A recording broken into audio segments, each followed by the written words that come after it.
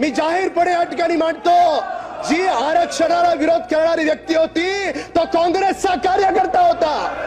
माननीय विरोधी पक्षनेते वडट्टीवार म्हणतात की मराठा समाजासाठी विशेष अधिवेशन बोलवा। सन्माननीय सदस्य काँग्रेस नेते विरोधी पक्ष नेते वडट्टीवार यांची आहे। अध्यक्ष महोदय एवढ्यावर थांबत नाहीत, सांगतात की काल जी बैठक झाली, काल जी माननीय मुख्यमंत्र्यांनी सर्वपक्षीय बैठक बोलवली, त्या बैठकीच्या आधी वडट्टीवार म्हणतात की आजच्या बैठकीत तोडगा निघेल। हे वाक्य कुणाचं आहे? आमचं नाहीये, माननीय विरोधी पक्ष नेते वडट्टीवार यांचं आहे। पुढे जाऊन ते काय म्हणतात?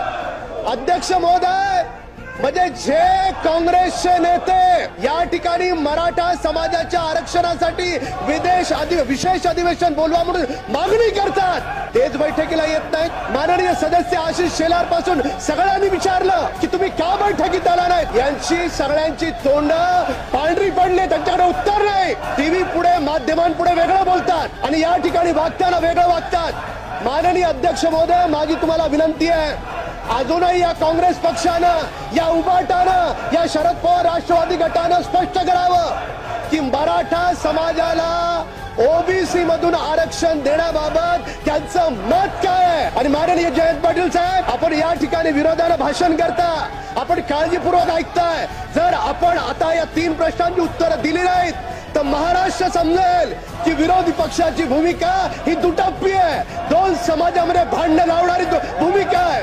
अध्यक्ष महोदय, मराठा समाजाला पहिलं आरक्षण माननीय देवेंद्र फडणवीस साहेबांनी दिलं। 40 वर्ष मागणी होती, त्यानंतर माननीय मुख्यमंत्री एकनाथ शिंदे साहेब झाले। शिंदे साहेबांनी त्या आरक्षणाला आणखी पुढे नेण्याचा प्रयत्न केला। अध्यक्ष महोदय, त्या दरम्यान कोर्टात कोण गेलं? कोर्टात जाणारी व्यक्ती मी जाहीरपणे या ठिकाणी मांडतो, जी आरक्षणाला विरोध करणारी व्यक्ती होती तो काँग्रेसचा कार्यकर्ता होता। लाज वाटली पाहिजे तुम्हाला, लाज वाटली पाहिजे। 40 वर्ष सत्तेत होतात, त्यावेळेस तुम्हाला मराठा समाज आठवला नाही। मराठा समाजाला आरक्षण द्यायला पहिल्यांदा या महाराष्ट्राच्या मातीत देवेंद्र फडणवीस साहेबांनी दिलं, माननीय एकनाथ शिंदे साहेबांनी दिलं, आणि तुम्ही काँग्रेस पक्ष ज्यांनी आरक्षण दिलं त्याला विरोध करता। काय अधिकार आहे तुम्हाला? वडट्टीवार साहेब, आपण या प्रश्नाचं उत्तर द्या। आपण स्वतः म्हणताय मराठांना सरसकट कुणबी प्रमाणपत्र देण्यास आमचा विरोध नाही। काय भूमिका आहे तुमची?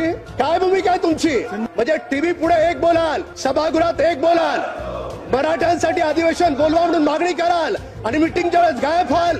अध्यक्ष महोदय, याचा अर्थ स्पष्ट आहे। याचा अर्थ याला 2 समाजात भांडण लावायचे आहेत, याचा अर्थ स्पष्ट आहे। 2 समाजामध्ये भांडण लावून यांना टीव्ही माध्यमांपुढे वेगळं बोलायचं। आज पूर्ण महाराष्ट्र पाहतोय, मगासपासून इकडच्या 10 ते 12 सदस्यांनी वारंवार विचारलं, तुम्ही बैठकीत का आला नाहीत?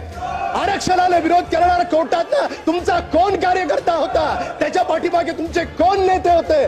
या सगळ्या गोष्टींचा उलगडा आज या महाराष्ट्राच्या पुढे या सभागृहात झाला पाहिजे।